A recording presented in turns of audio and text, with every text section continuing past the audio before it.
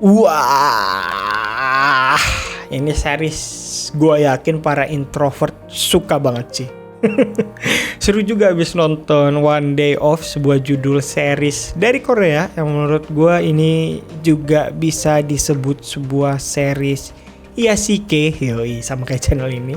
Kerasa banget slice of life-nya, penyembuhan batinnya juga agak terasa, bikin nyaman nontonnya. Ada sentuhan komedinya dan sedikit-sedikit romance juga, jadi kalian nonton bisa hahaha lah ya. Ceritanya sih kita akan difokuskan mengikuti kehidupan Park Ha-kyung, seorang guru sastra di sebuah SMA di Seoul, yang kalau weekend dia akan berpergian mencari hal baru di ujung-ujung Korea, di seluk-beluk Korea, dan menemukan banyak hal unik saat melakukan perjalanannya. Kalau kalian pernah nonton Musisi atau The Secret Life of Walter Mitty, itu agak sama temanya. Yang agak bingung kalau di sinopsis itu setnya di tahun 90-an film ini, tapi ada sebuah episode yang nunjukin kalau tahun yang lagi didatengin Park Ha-kyung itu 2022. Cukup mengherankan ya di bagian itu. Ya, kalian yang penasaran silahkan nonton dulu. Gua rekomendasikan karena pengemasannya yang luar biasa. Jadi gua masukin ke dalam planet es gua yang butuh healing di weekend atau menemani malam minggu kalian. Cocok banget series ini. Karena series ini lebih gua rekomendasikan untuk ditonton santai, tenang, dan fokus. Apalagi kalau sekarang kan lagi Novemberan, Desemberan, hujan-hujan dingin, seru sih nonton ini film. Tapi bagi kalian yang suka dengan cerita series satset gitu, entah kenapa agak kurang pas menurut gua. Karena semuanya temponya slow di series ini.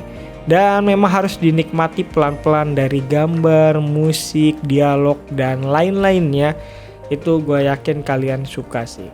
Oke, langsung aja. Cerita gue habis nonton ini, yang gak mau ke spoiler, silahkan tonton dulu ya.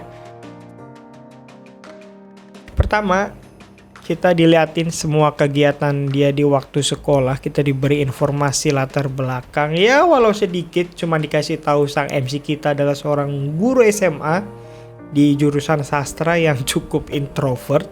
Ditambah scene di kelas kelihatan banget siswanya amat sangat bosan waktu bu guru ini mengajar. Ya tandanya emang agak kurang untuk komunikasinya ya, apalagi bersama murid-muridnya bu guru ini. Di setiap episode juga kita dikasih informasi kegiatan ibu guru ini di awal scene, awal-awal sebelum dia berpergian ke sebuah tempat. Ini cukup menarik sih, karena saya sini kayaknya mengambil gambar mengenakan sudut-sudut Korea yang tidak begitu terlihat. Karena biasanya gue yakin orang fokus hanya ke Seoul, tapi dengan series ini kita bisa ikut kemana-mana, ditambah sinematografinya yang luar biasa, bisa bikin kita pengen pergi juga ke sana. Nah, ngomongin sinematografinya gue suka banget, walau fokus mereka ke shoot yang slow, santai, panning pelan-pelan, tapi mereka nggak memaksakan semuanya harus begitu. Karena di suatu keadaan adegan yang emang emosinya kurang stabil gitu, mereka tetap pakai shaking kamera dan itu gue suka banget. Dan yang menarik perhatian gue itu adalah shoot dimana waktu episode di Busan ya. Waktu itu ibu guru di dalam kamar hotelnya awalnya gelap tuh ya. Pas dibuka pintunya kelihatan sedikit karena cahaya dari luar lobby gitu, lobby hotel. Dan waktu ditutup gelap lagi, lalu tiba-tiba lampu ruangannya menyala semua. Itu keren sih. Ditambah adegan terakhir ya di episode Busan ini, cowok yang mungkin ditaksir sama ibu guru, dia melakukan break for the wall ya. Seperti Deadpool dan lain-lainnya itu. Dia gokil menghancurkan dimensi keempat dengan lihat kamera dan ngomong cut.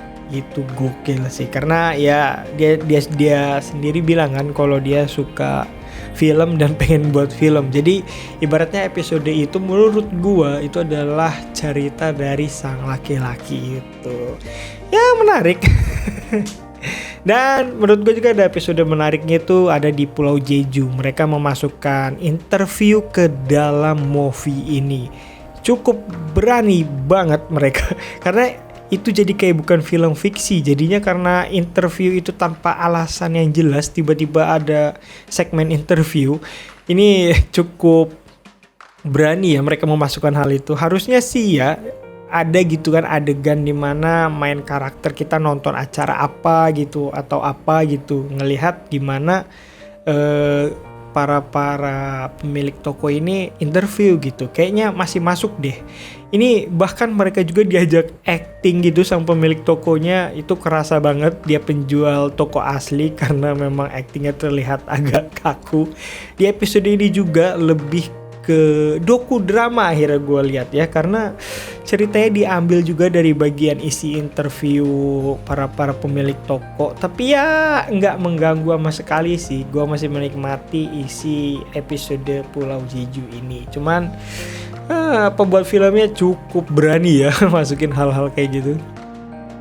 Yang bikin kaget mungkin ending di episode Museum Metrologi ya. Tiba-tiba banget ibu gurunya di rumah makan sesuatu, di sampingnya ada orang.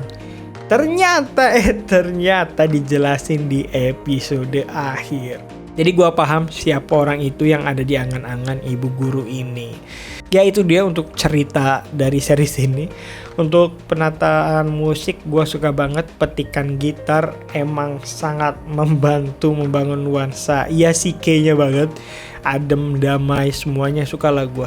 Bahkan untuk artistiknya semuanya gue suka.